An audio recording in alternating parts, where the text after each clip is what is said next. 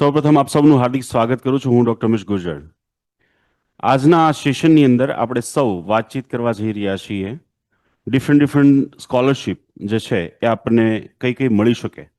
તો free ship card યોજના SC અને એસટી કેટેગરીના જે વિદ્યાર્થી હોય એના માટે ખરેખર આ એક ખૂબ સારી યોજના છે કે કેટેગરી એસસી અને એસટી હોવી જોઈએ.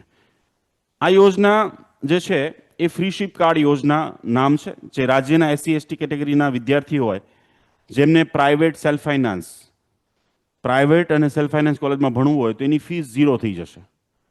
તો એના માટે શું જોશે? તો વિદ્યાર્થી પોતાના જિલ્લાના સમાજ કલ્યાણ કચેરીની અરજી કરીને, એટલે કે આમાં ઓનલાઈન અરજી થતી નથી, આટલું યાદ રાખજો, ઓનલાઈન અરજી થતી નથી. તો સમાજ કલ્યાણ કચેરી ખાતામાં જવાનું છે તમારા જે તે ડિસ્ટ્રિક્ટના હોય, શહેરના હોય એમાં, અને ત્યાં તમને જે છે એ આના ફોર્મ અને બધી માહિતી મળશે. તો આ ફ્રી શિપ કાર્ડ છે એનો મુખ્ય હેતુ એ છે કે ભાઈ આર્થિક રીતે નબળા એસસી એસટી કેટેગરીના જે વિદ્યાર્થીઓ છે એમને ઉચ્ચ અભ્યાસ અને સરળ બનાવવા માટેની છે. સેલ્ફ ફાઇનાન્સ અને ખાનગી કોલેજોમાં જો એડમિશન લે તો એની ફીસ જે છે એ 0 થઈ જતી હોય છે.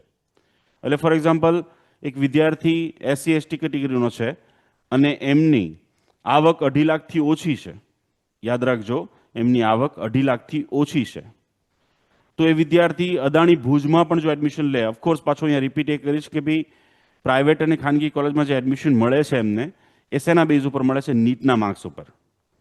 તો એની જે ફીસ છે એ 0 થઈ જશે. એટલે કે 23 લાખ રૂપિયા અદાણી ભુજની ફીસ હોય તો એ 0 થઈ જશે. એસસી એસટી કેટેગરી 2.5 લાખ રૂપિયા. આમાં ઘણા વિદ્યાર્થીની વાલીઓ છે મને કહેતા કે સાહેબ એ લોકોને કેટલું સારું જલસા છે ને, પણ ભાઈ તમે આવક તો જુઓ. એસસી એસટી કેટેગરીના વિદ્યાર્થી યાદ કરો 2.5 લાખ રૂપિયાની જે ઇન્કમ હશે તો એ તો બહુ ગરીબ ખેડૂત વર્ગ હશે, એવી જગ્યાએથી હશે કે જેને કદાચ નીટના ક્લાસીસ પણ નહીં કર્યા હોય અને એના બેઝ ઉપર એ આગળ આવ્યો હશે વિદ્યાર્થી, ત્યારે એમને આ લાભ મળતો હોય છે.